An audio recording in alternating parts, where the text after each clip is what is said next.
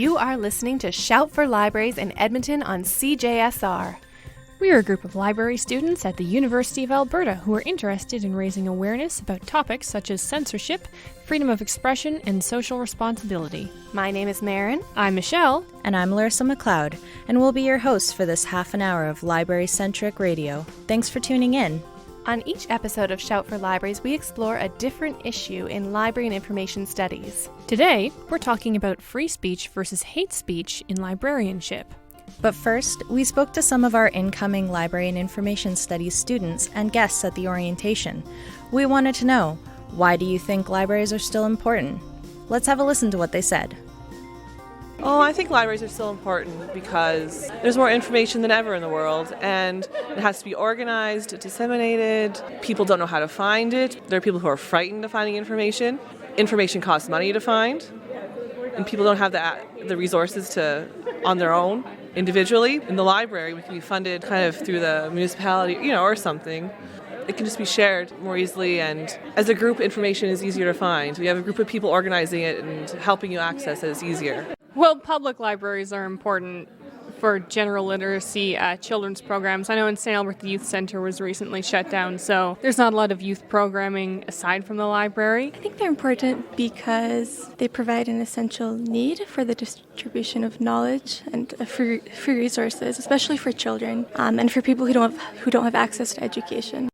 I think that they're very important because they provide services to people that would not otherwise get them.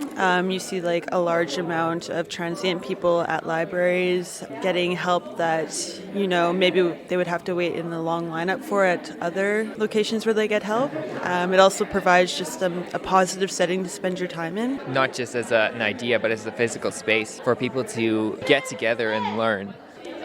I'm a big believer in the space itself being important. It's not just the idea of it.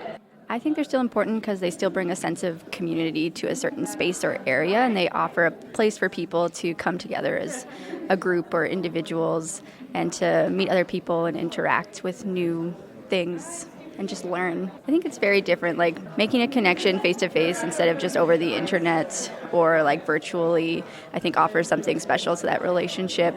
Not that internet communities aren't really important and they build a sense of community across boundaries, but I think that going to a place and being able to interact with people and books and physical objects reminds us what a local community feels like. I think the key to libraries is they're a welcome environment for anyone to come in and find out about anything. I think when you go into a library, whether it's public, academic, or special library, whatever, and you interact with the staff about here's whatever is important to you, they get equally excited about whatever it is you're looking for. And so suddenly, instead of being very hesitant about whatever you're looking at, you suddenly get really, really excited.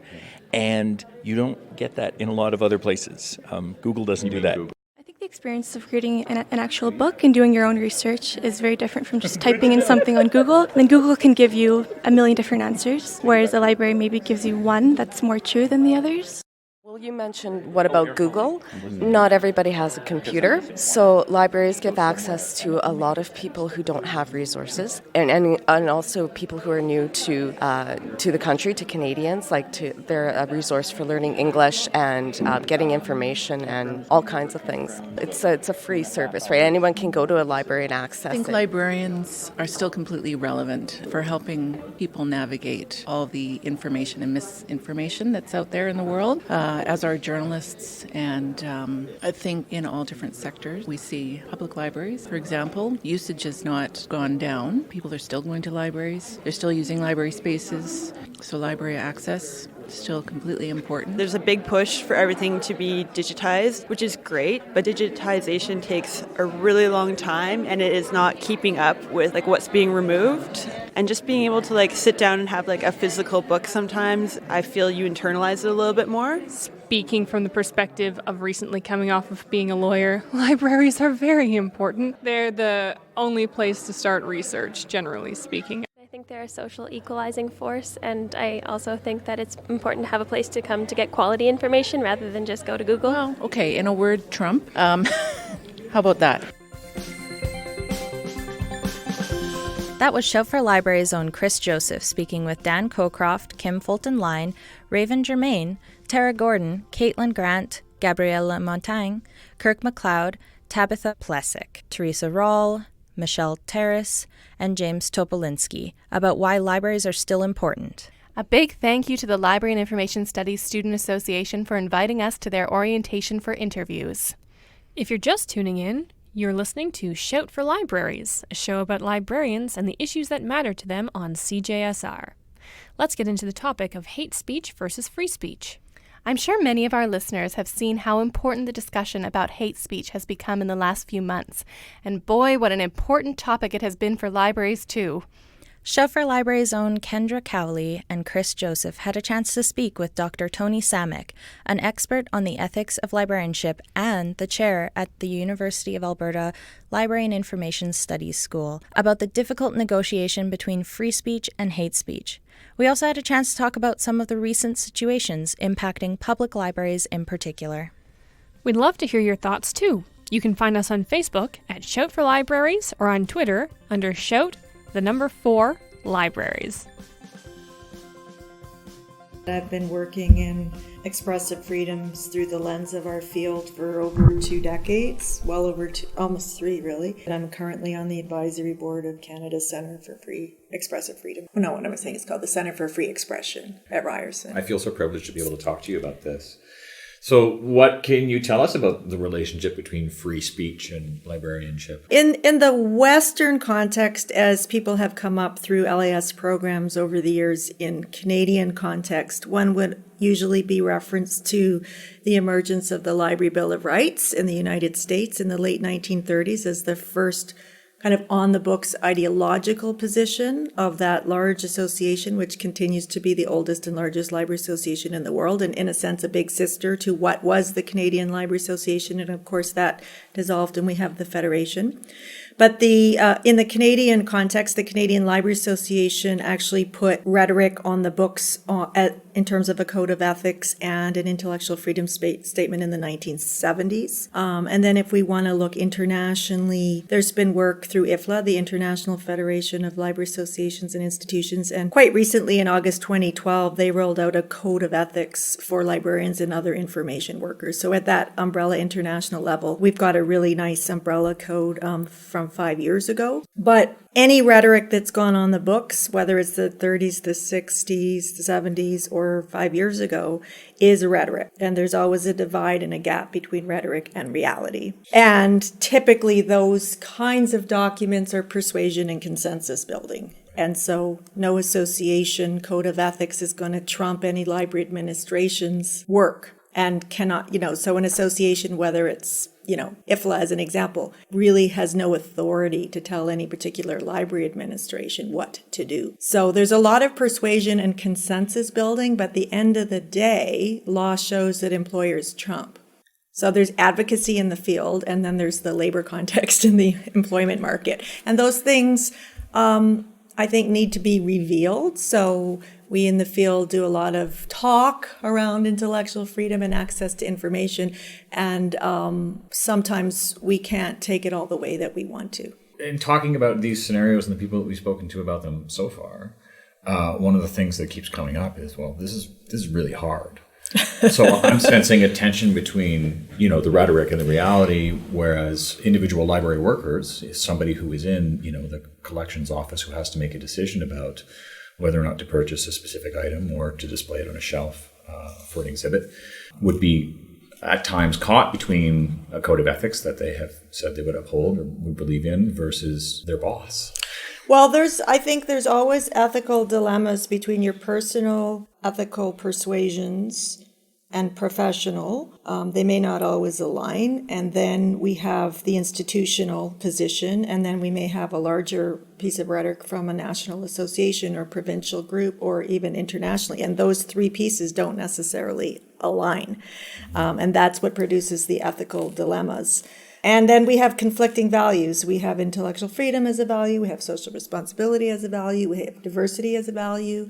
We have privacy and confidentiality as values. And to get those things to align on any given issue is extremely complicated. And I think that it all comes back to education. And so the best we can do is, as people are coming up through LAS programs, whether it's at the undergraduate level, graduate level, or PhD, that they get the best world-class education possible in these issues, because we're too quick to talk about our values without acknowledging that the values collide. I always believe that you can't teach intellectual freedom without teaching social responsibility, because all the hard stuff is in that space of the tension between the two.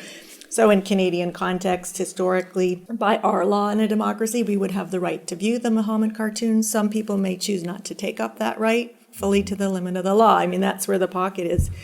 So we work within the framework of the law, but we also participate in law reform. My fear is that we don't work up to the line of the law, that we stop 10 yards before it because of fear of reprisal, or because of defensiveness, or because of just a lack of confidence. I mean, there's nothing worse than being kind of trigger happy defensive because we're not secure in making an argument. And so the quality of education that folks coming up through the LAS programs receive is really, really important in this area, because you have to work from a position of confidence and not defensiveness. And if you're going to be proactive rather than reactive, you've got to know your stuff. So holding up a piece of paper or pointing to a link that has a code of ethics does not really help you when you have a microphone in your face, as I do now, not in my face, but, or, you have a lobby group standing outside your institution, or you're receiving a letter. And so you have to be able to work from that piece of paper or that link and contextualize it and make the connections. And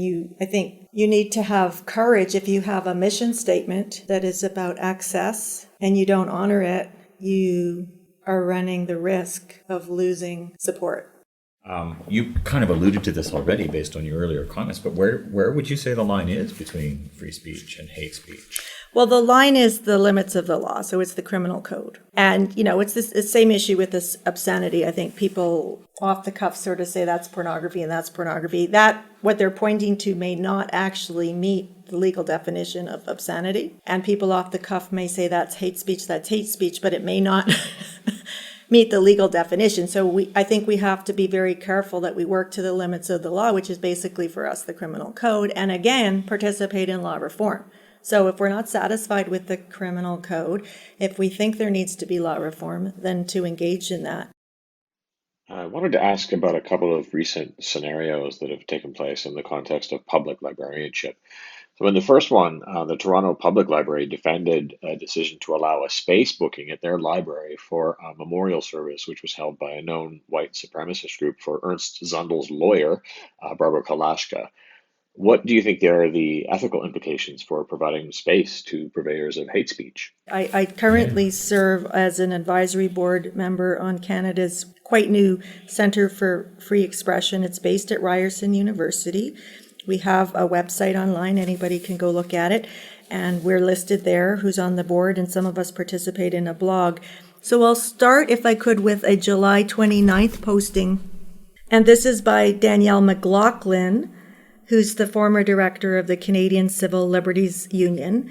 And her blog from this date, July 29th, is titled Public Libraries and Freedom of Expression. So I'm just everybody can go read it that may be listening. It's publicly accessible online.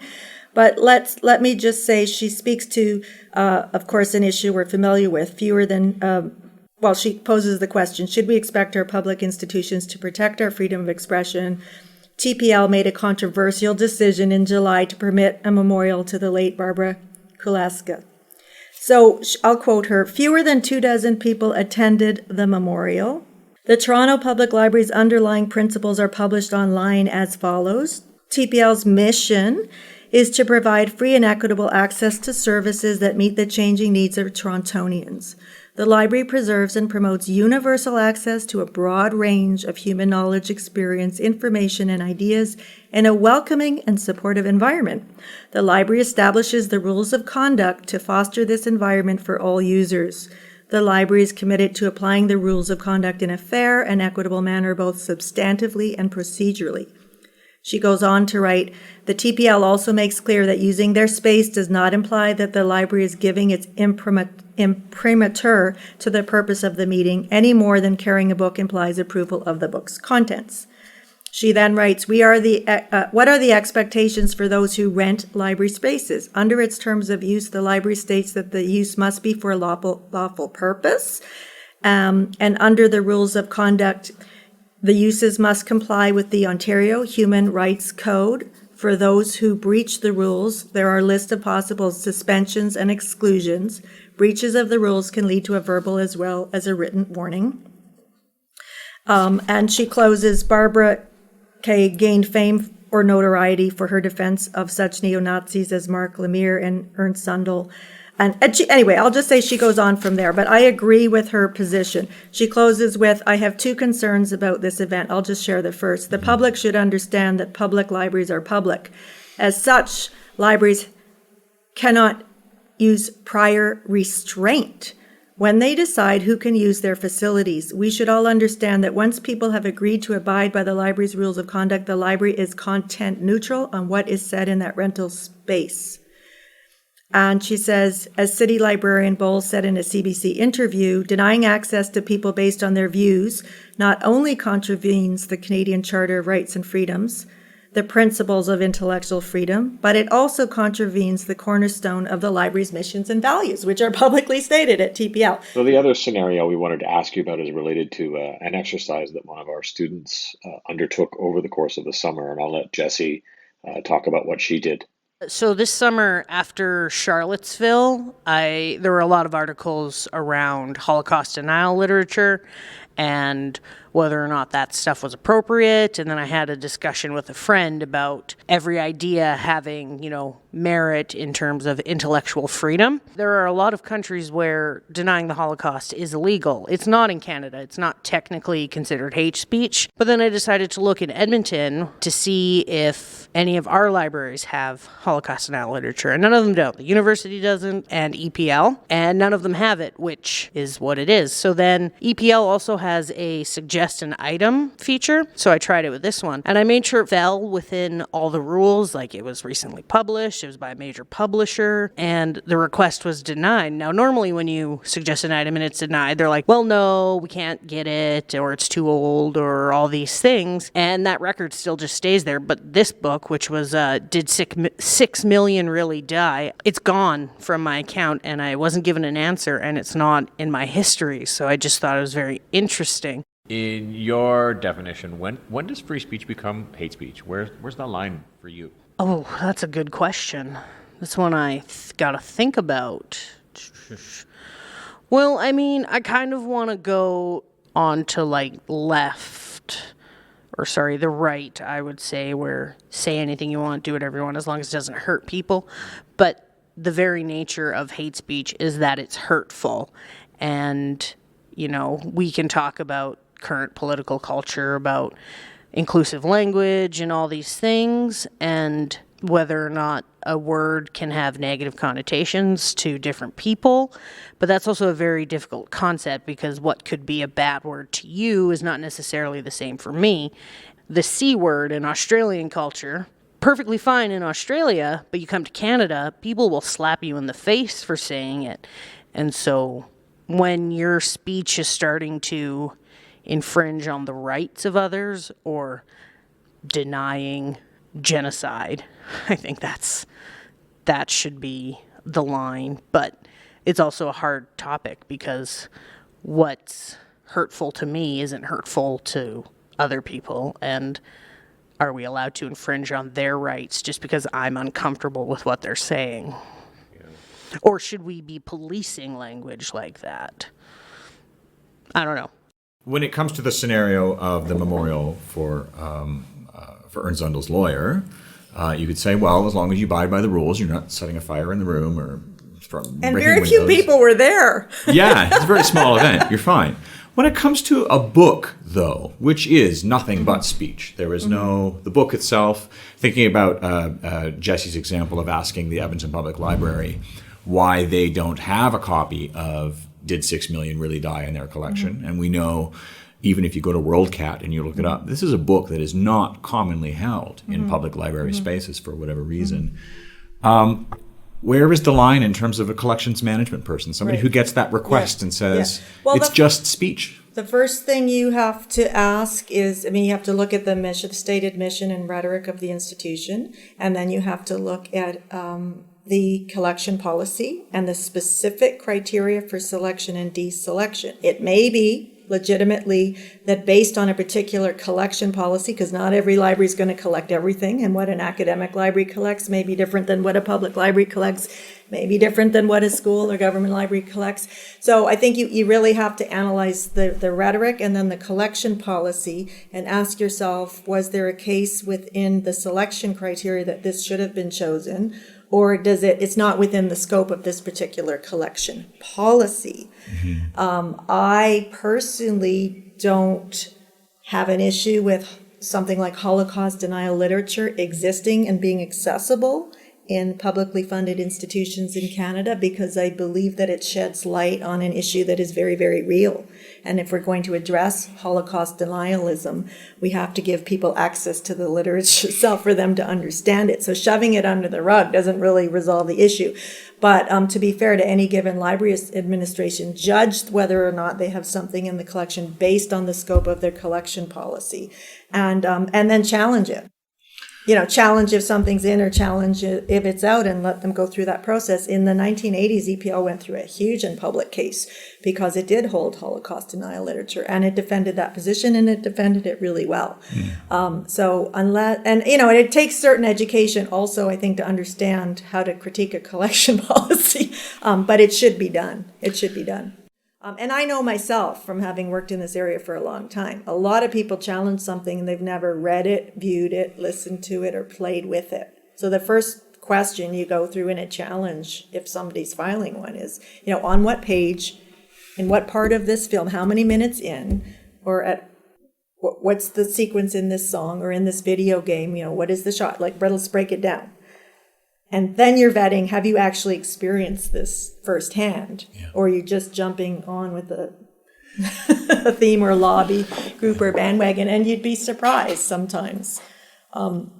People may challenge something that they have not personally yet read, viewed, listened to, or played. So I think we have a responsibility not to be divisive, that it's us versus them. We, the librarians, on the right side of thinking, and them, the censors, on the wrong side of thinking, so that we would have a marketplace of only the right ideas. So we have a responsibility to take challenge into consideration and to respect that, for the most part, challenges come from people that fully believe they have an intention of social responsibility to protect somebody. Mm-hmm. And they believe that to be positive, and we have to kind of respect that. In principle, that a challenge is usually coming from a place of protection, and we have to engage professionally in that challenge and then break it down. But if they're wanting to challenge something they haven't directly experienced, then we go, okay, well, please go and read the book first, and then come and tell me if you still have a problem with it.